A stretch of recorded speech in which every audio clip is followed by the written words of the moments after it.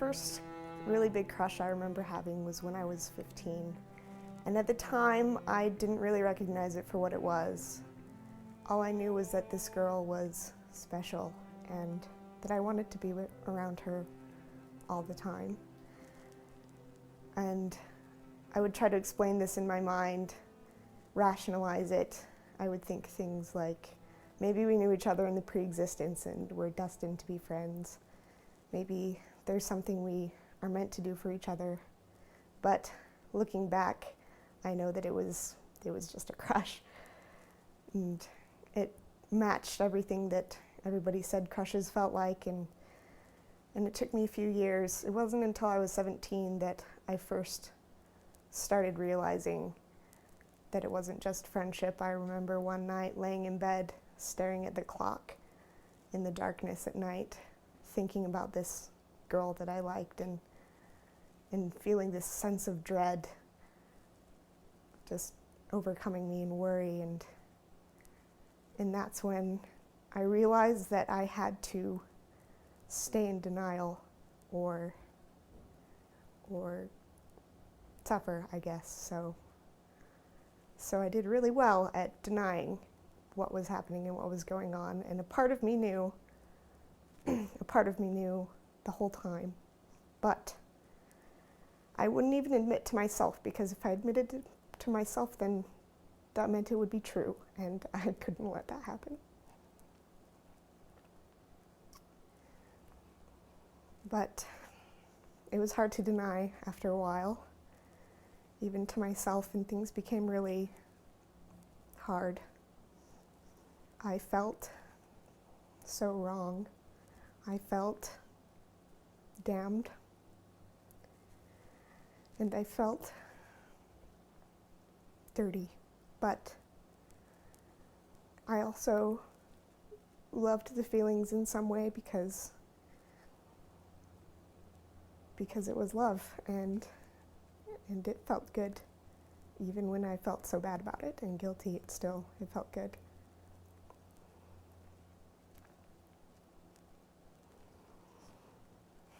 At one point, I had tried so hard to stop feeling the way I felt, and there was this one girl at the time that I was just so in love with, and we were really close friends, but I was so worried that I was going to do something that would just damn me forever, and I felt that it would have been better to not be alive at all than to do that, to so much as hug her the wrong way. I felt it would be damning me and corrupting her, and she was just so sweet and perfect, and so I planned to just end it all. And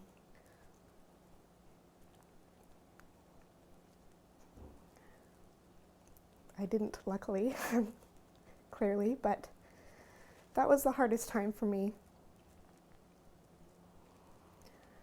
And after that, the months following that, I went into denial, even more so than before, as a defense, I think, against the idea that I had to end it all. And so I refused to admit it out loud to myself. I refused to admit it even in my head to myself, because that would make it true. I remember one time I went on a church history tour after high school, and we went to the Sacred Grove, and I remember being there and praying and just begging for an answer, for release from what I felt. And no answer ever came. And after a while, I stopped denying. I met someone else who felt the same way I did, and we became close. It was a long distance thing, but it made me happy, and I fell in love.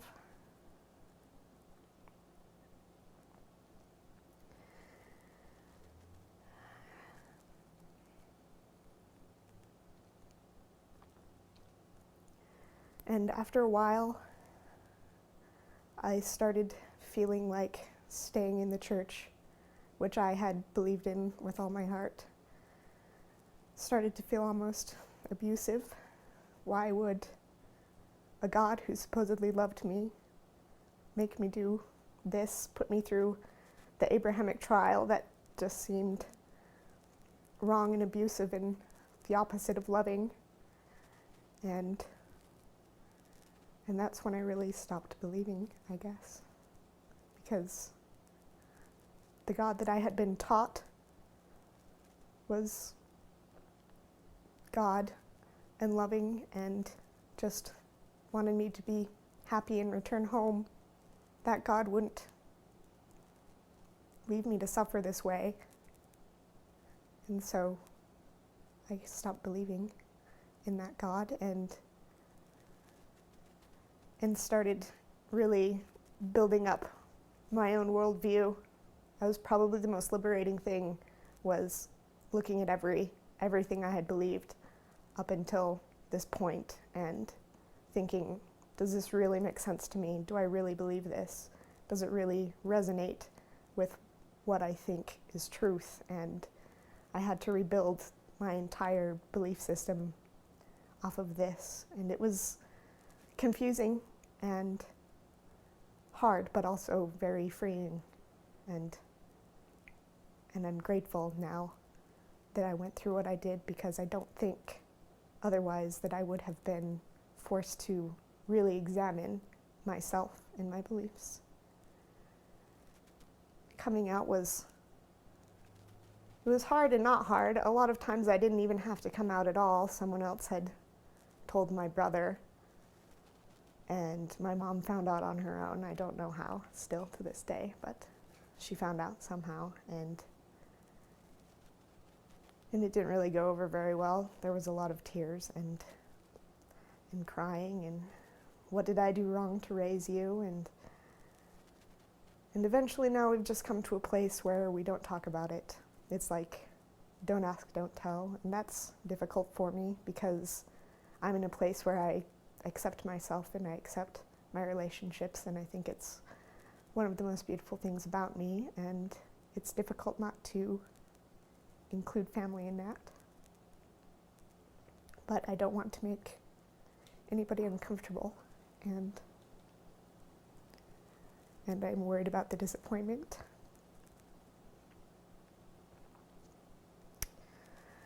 But my father reacted very well, but he wasn't Mormon, so I was expecting a more positive reaction than with the rest of my family, I guess. He told me that he would love me no matter what, but that said, that didn't mean that he felt that it was wrong in any way at all. So that has been a good influence, I think, in my life, that my dad has always been very accepting and someone to talk to. My brother has been my best friend my whole life, and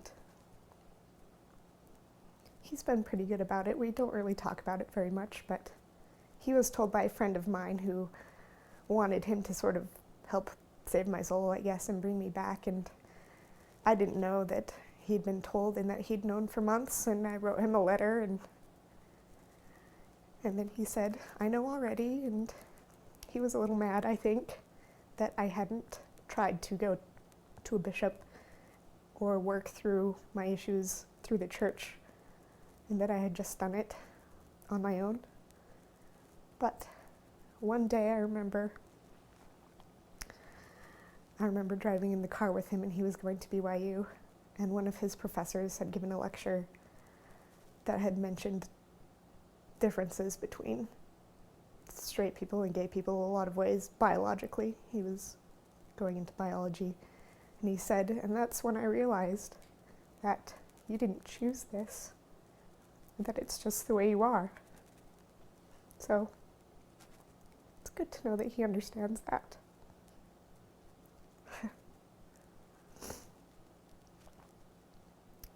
But I think the hardest part was admitting to myself initially what was going on, how I felt. And once that was over, And once I had finally said, this is me, this is who I am, it wasn't a cakewalk after that, but it was a lot easier. Sometimes I wish I had been born 20 years later, when hopefully all of the social issues are more worked out, when I'll be able to get married, which I really want to get married someday. But I feel positive. I think it's going to get better. I'm very happy right now where I am. I love this part of me, and I think it's one of the best parts of me, that I have the ability to love. So I'm happy.